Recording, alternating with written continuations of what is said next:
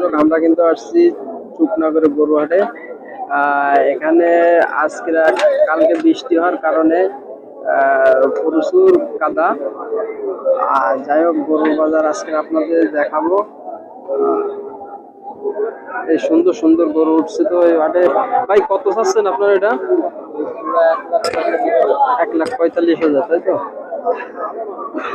এই যে গরু দুটো দেখেন, এই দুটো গরু 1,45,000 টাকা দাম চাই।